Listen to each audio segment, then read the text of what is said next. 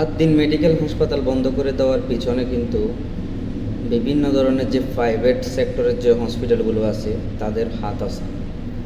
কারণ আদ্দিন মেডিকেল হসপিটালে 200 টাকা দিয়ে ভিজিটে রুগী দেখানো যায় এবং 200 টাকা বা 150 টাকার মধ্যে ডায়ালিসিস করা যায়। এরকম নানান ধরনের যে সুযোগ সুবিধা আদ্দিন মেডিকেলে আছে, যেটা একজন রুগী যদি প্রাইভেট হসপিটালে যায় তাহলে সেখানে যদি 20,000 টাকা খরচ হয়, আদ্দিন হসপিটালে গেলে সেখানে খরচ হবে মাত্র 4 থেকে 5,000 টাকা।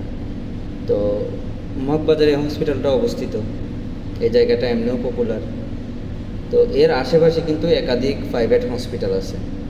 তো অতএব আদ্দিন হসপিটালটা যদি তারা কোনোভাবে বন্ধ করে দিতে পারে তাহলে তাদের যে প্রাইভেট সেক্টরের হসপিটালগুলো আছে এগুলোতে কিন্তু ভালো একটা চাহিদা হবে।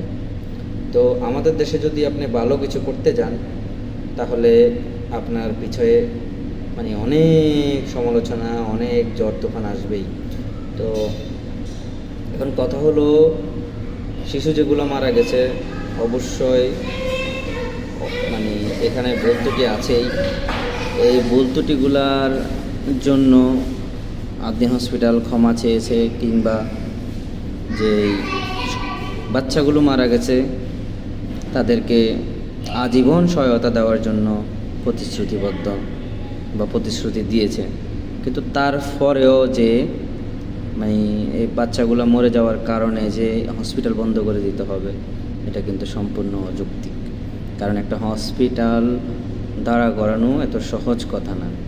এখানে হয়তো দেখেন, এই কয়েকদিন আগে হামের যে রোগী, হামের রোগের কারণে প্রায় অনেক মানুষ মারা গেছে, যে অনেকে জানেই না। ঠিক আছে, হামের কারণে অনেক বাচ্চা, 1 বছর 2 বছরের বাচ্চা মারা গেছে, 6 মাসের বাচ্চা মারা গেছে। এই হামের টিকা 1 বছরের উপরের বয়সীদের দেওয়ার কথা ছিল, ঠিক আছে, কিন্তু সেটাকে নামায়া 6 মাসের বয়সী বাচ্চাদের দেওয়ার জন্য ডিক্লার দিছে।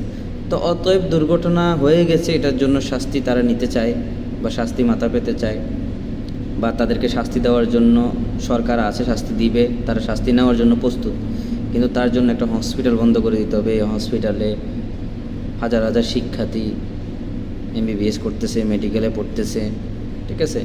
এই সামান্য একটা বিষয়, এটা সামান্য বিষয় ধরা যায় না। অনেকে বলে যে সামান্য বিষয়, 6টা বাচ্চা কিন্তু বাড়ির কাছের কথা না, কিন্তু তারপরে এটা একটা ভুল হয়ে গেছে, তারা সেটা স্বীকার করছে এবং তারা চায় তাদের ফ্যামিলিগুলোকে সহায়তা করতে। আমরাও চাই যারা এই হসপিটালটা জনগণের, গরিবদের জন্য একটা সেভের জায়গা, তো এই হসপিটালটা আসলে বন্ধ না করাই উত্তম।